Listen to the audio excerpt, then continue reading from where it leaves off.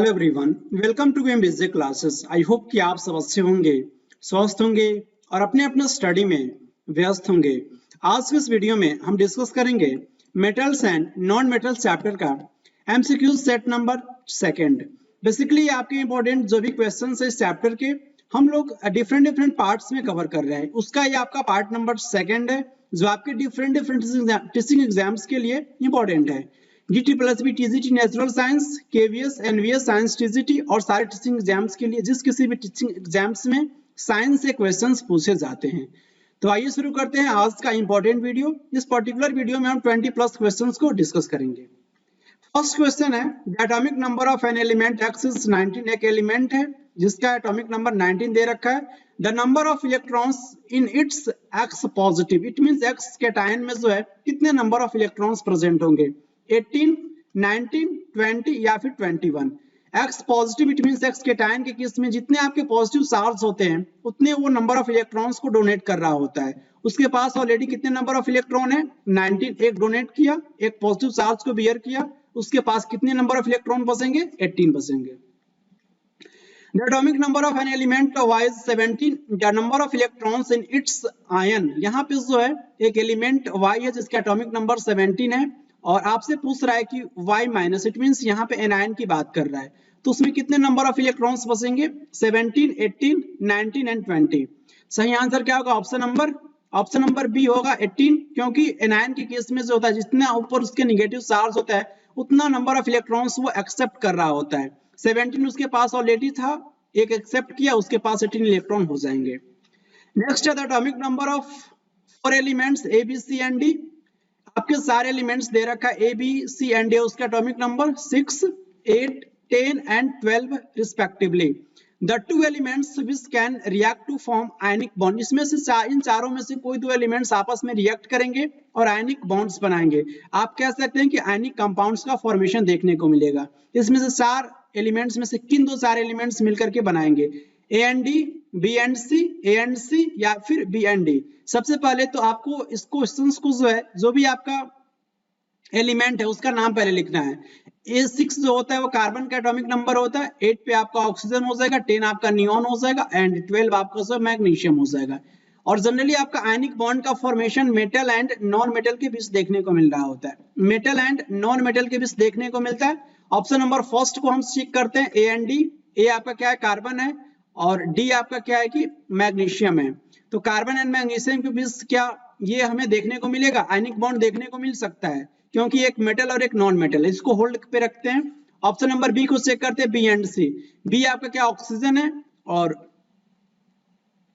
Sorry ये आपका B जो है ऑक्सीजन है और सी जो है नियॉन है। और नियॉन बेसिकली जो होता है इनर्ट गैसेस फैमिली से बिलोंग करता है, इट मींस ये केमिकली इनर्ट होता है। तो ऑप्शन नंबर बी क्या हो जाएगा आपका, इनकरेक्ट हो जाएगा।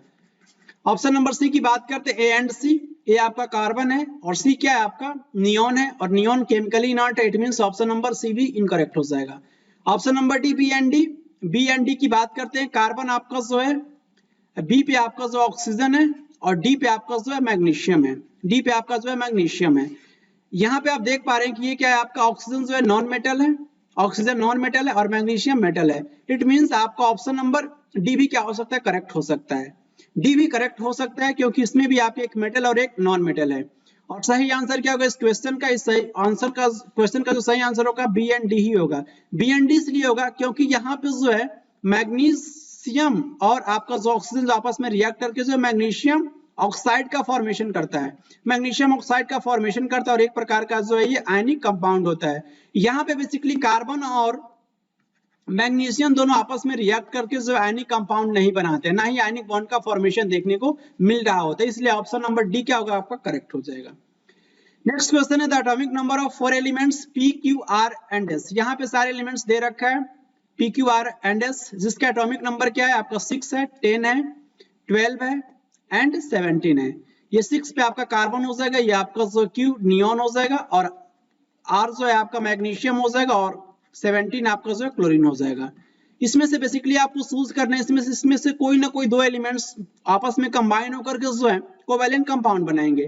फर्स्ट ऑप्शन है P and R, second Q and S, P and S and option number D R and S. Basically जब हम बात करते हैं कोवैलेंट कंपाउंड जनरली आपके दो नॉन मेटल्स के बीच पाए जाते हैं, दो नॉन मेटल्स के बीच पाए जाते हैं। अगर आपके पास ये ज्ञान है तो इस क्वेश्चन को आप सॉल्व कर पाएंगे। हम बात करते हैं ऑप्शन नंबर पी, फर्स्ट का पी एंड आर। पी जो है आपका क्या है कि पी आपका कार्बन है और आर पे आप देखिए आपका मैग्नीशियम है। तो ऑप्शन नंबर फर्स्ट क्या हो जाएगा कि आपका इनकरेक्ट हो जाएगा, क्योंकि आपका मैग्नीशियम क्या है, मैग्नीशियम आपका जो है वो मेटल है। सेकंड ऑप्शन की बात करते हैं क्यू एंड एस। क्यू पे आपका जो है नियॉन है और एस पे क्या है आपका, एस पे आपका जो क्लोरीन है। और ये नियॉन क्या होता है, केमिकली इनर्ट होता है, इट मींस आपका ये भी ऑप्शन इनकरेक्ट हो जाएगा। P and S, yes P and S को चेक करते हैं, आपका कार्बन है और ये आपका एस क्या है, क्लोरीन है। और दोनों ही आपके क्या है, कार्बन एंड क्लोरीन दोनों ही आपके नॉन मेटल हैं, इसलिए आपका ऑप्शन नंबर सी क्या हो जाएगा कि आपका करेक्ट हो जाएगा।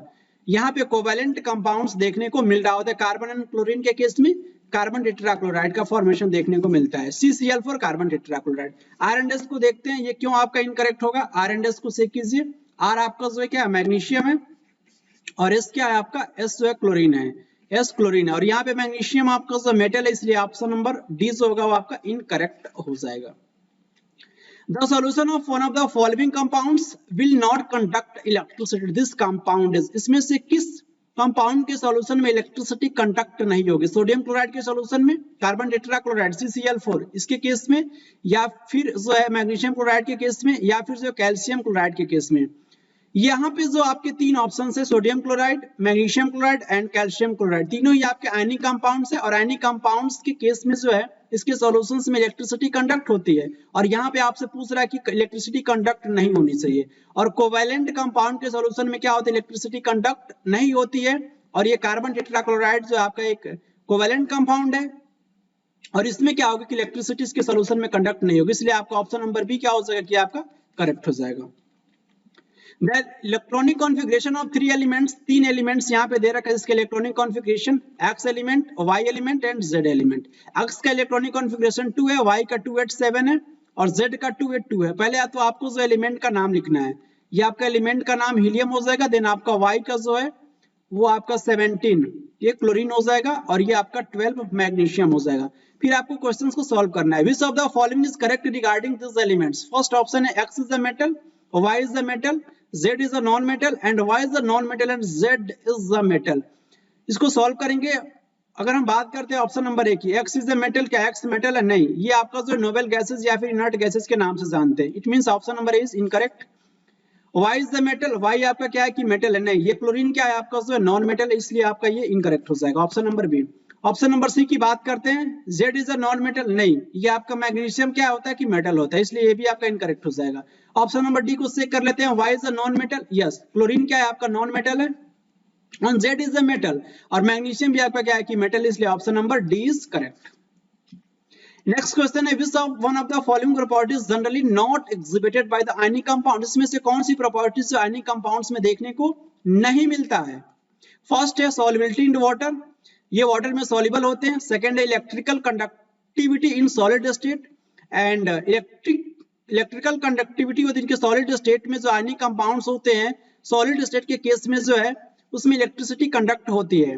और ऑप्शन नंबर सी ये कह रहा है कि high melting and boiling point, ionic compounds के high melting and boiling points होते हैं, या फिर जो electrical conductivity in molten state, electric conductivity होती है उसके मॉल्टन स्टेट में। इसका कौन सा जो प्रॉपर्टीज जो है आयनिक कंपाउंड्स में देखने को नहीं मिलता है, आपको ध्यान देना नहीं मिलता है, not exhibited. Option number first जो है आपका, जो भी आयनिक कंपाउंड्स होते हैं वाटर में सॉल्युबल होते हैं। Electrical conductivity in the solid state, solid state में जो इलेक्ट्रिसिटी कंडक्ट नहीं होती आयनिक कंपाउंड्स के केस में। आप देख भी सकते हैं आपका सोडियम क्लोराइड जो है सॉलिड स्टेट में जो एक प्रकार का एक आयनिक कंपाउंड है, लेकिन सॉलिड स्टेट में जो इसमें इलेक्ट्रिक कंडक्ट नहीं होती है। It means option number B क्या हो सकता है कि ये आयनिक कंपाउंड की प्रॉपर्टीज नहीं है। ये भी आपके high melting point and boiling points देखा गया है किसमें, आयनिक कंपाउंड के केस में, और इलेक्ट्रिक कंडक्ट होती है मॉल्टन स्टेट में। ये आपका डी भी क्या हो जाएगा कि ये आयनिक कंपाउंड्स की प्रॉपर्टीज है। इनकरेक्ट आपका ऑप्शन नंबर बी ही होगा। इलेक्ट्रिकल स्टेट में क्या होता है कि इलेक्ट्रिकल कंडक्ट नहीं होता इनके सॉलिड स्टेट में। नेक्स्ट क्वेश्चन है आपका, the electrons present in the valence shell of a noble gas atom can be. Electrons, कितने नंबर ऑफ इलेक्ट्रॉन्स प्रेजेंट होते हैं नोबेल गैस के वैलेंस शेल में? 8 only, option number first 8 only, या फिर 2 ओनली, 8 और 2, या फिर 8 और 4। ऑप्शन नंबर बी सी क्या हो जाएगा कि आपका करेक्ट हो जाएगा, क्योंकि नोबेल गैसेस के केस में जो होता है उसके बैलेंस शेल में या तो 2 इलेक्ट्रॉन्स प्रेजेंट होंगे, बेसिकली 2 इलेक्ट्रॉन्स ओनली हीलियम के केस में देखा गया है। बाकी जो भी आपके नोबेल गैसेस है जैसे कि आपका नियॉन हो गया, ऑर्गन हो गया, क्रिप्टॉन हो गया, जेनॉन हो गया, रेडॉन हो गया एंड देन आपका ऑर्गनेशन हो गया, इन सारे एलिमेंट्स के नोबेल ये आपके नोबेल गैसेस हैं और इनके आउटर मोस्ट शेल में जो 8 इलेक्ट्रॉन्स प्रेजेंट होते हैं। तो ऑप्शन नंबर सी क्या हो सकता है कि आपका करेक्ट हो जाएगा। The atomic number of an element X is 16. एक आपका एलिमेंट है X, इसका एटॉमिक नंबर जो है 16 दे रखा है। The symbol of ion formed by an atom of this element will be. इस एलिमेंट के द्वारा जो एनायन का फॉर्मेशन किया जा रहा है, आयन का फॉर्मेशन जनरली किया जा रहा है, तो बेसिकली उसके ऊपर कौन सा चार्ज होगा, पॉजिटिव चार्ज होगा या फिर डबल पॉजिटिव चार्ज होगा या फिर ट्रिपल पॉजिटिव चार्ज होगा या फिर जो है डबल निगेटिव चार्ज होगा या फिर सिंगल निगेटिव चार्ज होगा। सबसे पहले आपको आइडेंटिफाई ये करना है कि जो एक्स एलिमेंट जो है जिसका एटॉमिक नंबर 16 है वो कौन सा एलिमेंट है। वो आपका एलिमेंट सल्फर होता है और सल्फर बेसिकली जो है वो एनायन का फॉर्मेशन करता है। सल्फर जो एनायन का फॉर्मेशन करता है एस डबल निगेटिव, और एस डबल निगेटिव को हम क्या कहते हैं, सल्फाइड कहते हैं, sulphide. It means answer number जो आपका सी जो क्या हो जाएगा कि आपका करेक्ट हो जाएगा X2-।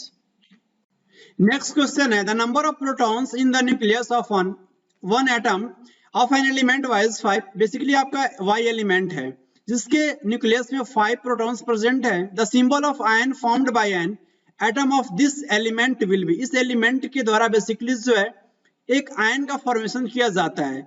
Y एलिमेंट के द्वारा आयन का फॉर्मेशन किया जाए, उसका सिंबल क्या हो सकता है, Y3 negative, Y2 positive, Y2 negative या फिर Y3 पॉजिटिव। इस क्वेश्चन को सॉल्व करने के लिए आपके पास इस ज्ञान का होना बहुत जरूरी है कि आपके जो नंबर ऑफ प्रोटॉन्स होता है वो किसके इक्वल होता है, एटॉमिक नंबर के इक्वल होता है। एटॉमिक नंबर के इक्वल होता है। नंबर ऑफ प्रोटॉन्स कितने आपके 5, इट मींस एटॉमिक नंबर भी 5 होगा।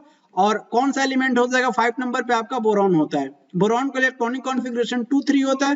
बेसिकली बोरॉन क्या करेगा कि 3 इलेक्ट्रॉन को डोनेट करके अपने ऊपर जो ट्रिपल पॉजिटिव को बियर करेगा और वो हीलियम के जैसा बिहेव करना पसंद करता है। और हीलियम क्या है कि एक प्रकार का जो है नोबेल गैस है। It means option number D क्या हो जाएगा कि आपका करेक्ट हो जाएगा। इस केस में जो बोरॉन अपने ऊपर ट्रिपल पॉजिटिव चार्ज को बियर कर लेगा। इट मींस आप ये कह सकते हैं कि Y3 पॉजिटिव आपका इस क्वेश्चन का आंसर हो जाएगा। नेक्स्ट क्वेश्चन है आपका जो है element X reacts with elements Y to form compound Z. During the formation of compound Z, atoms of X lose 1 electrons whereas atoms of Y gain 1 electron is. Which of the following property is not shown by compound Z? This is a very conceptual question. आपका एक element X है, वो किसके साथ react करता है, Y के साथ रिएक्ट करता है, जिससे कि Z कंपाउंड का फॉर्मेशन होता है। इस दौरान क्या होता है कि आपका जो Z कंपाउंड के फॉर्मेशन के दौरान एटम X जो है वो लूज करता है इलेक्ट्रॉन को, एक इलेक्ट्रॉन को, जबकि आपका Y जो है वो क्या करता है, इलेक्ट्रॉन को गेन करता है। एक इलेक्ट्रॉन जो X के द्वारा लूज किया जाता है। इसमें से कौन सी प्रॉपर्टीज जो है वो Z कंपाउंड में जो है वो नहीं शो होगा। फर्स्ट प्रॉपर्टी है high melting point, second property है low melting point, option number C occurrence as metal and D conduction of electricity in molten state. सबसे पहले तो आपको ये समझना है कि ये कौन सा कंपाउंड आपका Z का फॉर्मेशन होगा। Z जो कंपाउंड बनेगा वो बेसिकली आयंस के द्वारा फॉर्मेशन हो रहा है, तो कंपाउंड आपका आयनिक होगा। और आयनिक कंपाउंड की फर्स्ट कैरेक्टरिस्टिक फीचर होती है हाई मेल्टिंग पॉइंट्स होते हैं। यस, ये तो होता है आपका आयनिक कंपाउंड में देखा जाता है। लो मेल्टिंग पॉइंट नहीं, ये आपका लो मेल्टिंग पॉइंट जो होता है कोवैलेंट कंपाउंड का कैरेक्टर है। इट मींस ये इस क्वेश्चन का आंसर जो होगा ऑप्शन नंबर बी ही होगा, क्योंकि ये प्रॉपर्टीज को शो नहीं करेगा। जेड जो कंपाउंड है ये प्रॉपर्टीज को शो नहीं करेगा।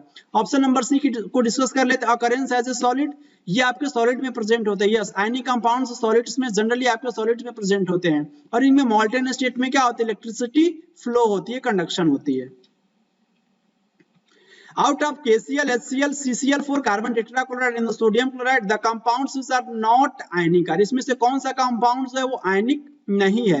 KCl and HCl, HCl and CCl4, CCl4 and NaCl and KCl and CCl4। इस क्वेश्चन का सही आंसर क्या हो जाएगा, इसमें से जो आपका ऑप्शन नंबर बी जो है हाइड्रोक्लोरिक एसिड एंड CCl4, ये दोनों ही आपके क्या है कि आपके कोवैलेंट कंपाउंड है, कोवैलेंट कंपाउंड है। और बाकी के सारे के ऑप्शंस में आपका पोटेशियम क्लोराइड जो है आपका आयनिक कंपाउंड हो गया, HCl आपका कोवैलेंट हो गया, CCl4 आपका कोवैलेंट हो गया, लेकिन NaCl आयनिक हो गया। KCl आपका जो है आयनिक हो गया, लेकिन CCl4 कोवैलेंट होगा। लेकिन आपका जो ऑप्शन नंबर बी जो है, इसमें दोनों ही कंपाउंड आपके क्या है कि कोवैलेंट है। और आपसे पूछा क्या है कि इसमें से कौन आयनिक नहीं है, कौन आयनिक नहीं है, तो ऑप्शन नंबर बी, दोनों क्या है आपके कोवैलेंट है, इसलिए ऑप्शन नंबर बी क्या हो जाएगा आपका करेक्ट हो जाएगा। नेक्स्ट क्वेश्चन है, one of the following compounds is not ionic in nature. इसमें से कौन सा कंपाउंड जो आयनिक नेचर में नहीं है? Lithium chloride, ammonium chloride, calcium chloride या फिर कार्बन टेट्राक्लोराइड। तो लिथियम क्लोराइड जो है आपका आयनिक कंपाउंड होता है, LiCl आपका जो है लिथियम क्लोराइड आयनिक कंपाउंड होता है। अमोनियम क्लोराइड NH4Cl ये भी आयनिक कंपाउंड होता है। कैल्शियम क्लोराइड CaCl2 ये भी आपका आयनिक कंपाउंड होता है। और कार्बन टेट्राक्लोराइड ये बेसिकली आपका जो है CCl4 ये कोवैलेंट कंपाउंड होता है, इसलिए आपका ऑप्शन नंबर क्या हो जाएगा, डी क्या हो जाएगा करेक्ट हो जाएगा। नेक्स्ट क्वेश्चन है, the rechargeable battery used in a mobile phone hand set usually. जो आपकी रिचार्जेबल बैटरी यूज होती है आपके मोबाइल फोन में, वो क्या होती है, कौन सी आपकी किस आयन से वो बनी होती है? Lead ion battery, sodium ion battery, hydrogen ion battery या फिर लिथियम आयन बैटरी। तो इसका सही आंसर क्या हो जाएगा, लिथियम आयन बैटरी जो आपकी जो रिचार्जेबल बैटरी होती है, जिसको हम मोबाइल फोन में क्या करते हैं कि हैंडसेट में उसको यूज करते हैं। The number of protons in one atom of an element X is 8. What will be the number of electrons on its ion X2 negative? आपसे क्वेश्चन ये पूछ रहा है कि X कोई एलिमेंट है जिसके एटम में जो नंबर ऑफ प्रोटॉन्स जो है 8 है।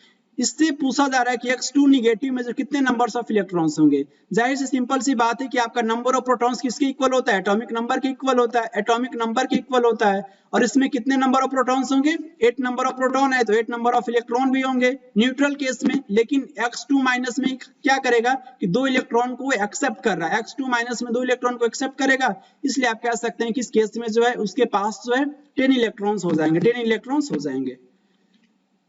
नेक्स्ट क्वेश्चन है आपका, if the number of protons in one atom of an element Y is 20 then the number of electrons in its ion Y2 positive. एक आपका एलिमेंट Y है और जिसमें नंबर ऑफ प्रोटॉन्स कितना है 20 है, तो इसके कैटायन में Y2 पॉजिटिव में कितने नंबर ऑफ इलेक्ट्रॉन्स होंगे? Very simple question. इसमें बेसिकली जो है कैटायन के केस में क्या करता है, 2 इलेक्ट्रॉन को लूज किया है, पहले उसके पास 20 था तो उसके पास कितने इलेक्ट्रॉन्स बचेंगे, 18 बचेंगे, 2 इलेक्ट्रॉन्स को लूज कर चुका है ऑलरेडी। नेक्स्ट क्वेश्चन है, the noble gas having only 2 electrons in its valence shell. Valence shell कैसा कौन सा नोबेल गैस है जिसके वैलेंस शेल में केवल 2 इलेक्ट्रॉन्स पाया जाता है? Organ, neon, helium and krypton. Very simple question. Helium के आउटर मोस्ट शेल में 2 इलेक्ट्रॉन्स पाया जाता है। बाकी जो भी आपके ऑर्गन हो गया, नियॉन हो गया, क्रिप्टॉन हो गया, जेनॉन भी आप याद रखेंगे, रेडॉन भी याद रखेंगे एंड ऑग्नेशन भी याद रखेंगे। सारे नोबेल गैसेस के आउटर मोस्ट शेल में जो 8 इलेक्ट्रॉन्स प्रेजेंट होते हैं except helium. A covalent molecule having a double bond between its atom is, एक कोवेलेंट मॉलिक्यूल है जिसके पास जो है डबल बॉन्ड पाया जाता है। हाइड्रोजन के केस में H2, इसमें बेसिकली जो है सिंगल बॉन्ड पाया जाता है, HS के भी सिंगल बॉन्ड होता है। ऑक्सीजन के केस में यस, ऑक्सीजन के एटम्स के बीच में जो है आपका जो है डबल बॉन्ड देखने को मिल रहा होता है। O2 मॉलिक्यूल में आप कह सकते हैं कि डबल बॉन्ड देखने को मिल रहा होता है। वाटर के केस में देखिए, वाटर के केस में जो बेसिकली ये आपका जो है H2O, 2 हाइड्रोजन, ये आपका जो है बेसिकली आपका ऑक्सीजन ऐसे होता है। तो ऑक्सीजन के द्वारा ये दोनों ही आपके जो हाइड्रोजन जो होते हैं वो सिंगल बॉन्ड से क्या होते हैं कि आपके जुड़े होते हैं। तो यहाँ पे डबल बॉन्ड देखने को नहीं मिलता है, वाटर के भी केस में नहीं देखने को मिलता है। यहाँ पे अमोनिया के केस में भी जो है सिंगल बॉन्ड ही देखने को मिलता है। ऐसे आप देख सकते हैं, ये बेसिकली आपका जो है ये एक हाइड्रोजन यहाँ से, एक हाइड्रोजन यहाँ से और एक हाइड्रोजन यहाँ से, ये बेसिकली आपका 2 इलेक्ट्रॉन्स होता है, आपका लोन पेयर होता है। वाटर के भी केस में यहाँ पे जो आपके 4 लोन पेयर्स प्रेजेंट होता है, किसके ऊपर, ऑक्सीजन के ऊपर। ये सारे पॉइंट्स आप याद रख सकते हैं। तो सही आंसर क्या होगा इस क्वेश्चन का, option number B. Next question है, the molecules having triple bond in them, और इसमें से कौन सा कंपाउंड जो है मॉलिक्यूल्स है जिसके पास जो है ट्रिपल बॉन्ड पाया जाता है? Oxygen and ethyne. इथाइन को बेसिकली हम किस नाम से जानते हैं? इथाइन को हम इथाइलिन के भी नाम से जानते हैं, एसिटाइलिन, सॉरी, इथाइन को हम एसिटाइलिन कहते हैं। क्या कहते हैं? एसिटाइलिन कहते हैं। और इसमें बेसिकली जो है कार्बन कार्बन के बीच जो है ट्रिपल बॉन्ड देखने को मिल रहा होता है। CH ये आपका जो है बेसिकली आपका क्या होता है, ये इथाइन है। ऑक्सीजन के केस में क्या देखने को मिल रहा है, यहाँ पे बेसिकली हमें जो है डबल बॉन्ड देखने को मिलता है। Carbon dioxide and ammonia, carbon dioxide में देखते हैं यहाँ पे बेसिकली जो है CO2, ये कार्बन आपका सेंटर में होता है और यहाँ से डबल बॉन्ड के द्वारा क्या करता है कि ये जुड़ा होता है। तो यहाँ पे हमें डबल बॉन्ड देखने को मिल रहा है कार्बन डाइऑक्साइड के केस में। अमोनिया के केस में जनरली आपका सिंगल बॉन्ड प्रेजेंट होता है, ऑलरेडी मैं डिस्कस कर चुका हूँ। मेथेन एंड एथेन का स्ट्रक्चर देख लेते हैं, CH4। यहाँ पे आपके जो है 4 हाइड्रोजन क्या होते हैं कि आपके सिंगल बॉन्ड के द्वारा जुड़े होते हैं। तो यहाँ पे तो आपका ट्रिपल बॉन्ड प्रेजेंट ही नहीं है। एथेन के केस में देख लेते हैं, यहाँ पे आपको जो है देख सकते हैं यहाँ पे आपके जो हाइड्रोजन प्रेजेंट हैं, प्रत्येक कार्बन पे हाइड्रोजन ऐसे प्रेजेंट होता है। C2H6 आपका जनरली आपका एथेन का फॉर्मूला होता है और यहाँ पे जनरली सिंगल बॉन्ड ही पाया जाता है। Nitrogen and ethyne, yes nitrogen, दो नाइट्रोजन मॉलिक्यूल के बीच में ट्रिपल बॉन्ड पाया जाता है, यस। एंड इथाइन को बेसिकली हम किस नाम से जानते हैं? एसिटाइलिन कहते हैं। और एसिटाइलिन के भी बीच में जो आप यहाँ पे देख रहे हैं CH ट्रिपल बॉन्ड CH होता है। ये बेसिकली आपका सही आंसर हो जाएगा ऑप्शन नंबर डी, क्योंकि दोनों ही के बीच में जो आपका ट्रिपल बॉन्ड देखने को मिल रहा है।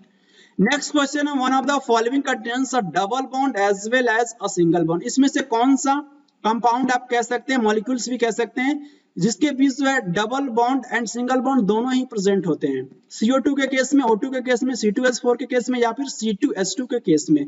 CO2 आपका कार्बन डाइऑक्साइड हो गया, इसमें बेसिकली डबल बॉन्ड हमें देखने को मिलता है, इसमें सिंगल बॉन्ड तो प्रेजेंट ही नहीं होता है। O2 के केस में भी जो आपका डबल बॉन्ड ही देखने को मिलता है। C2H4, यस C2H4 बेसिकली जो आपका इथीन होता है, ETHENE, इसे हम इथीन को हम क्या कहते हैं? ये बेसिकली एल्कीन होता है और इसे हम इथाइलिन कहते हैं, सॉरी इथाइलिन कहते हैं। एथीन को हम इथाइलिन भी कहते हैं। और बेसिकली इसका जो फॉर्मूला जो होता है C2H4 होता है और यहाँ पे आपके जो 4 हाइड्रोजन ऐसे क्या होते हैं कि अटैच होते हैं।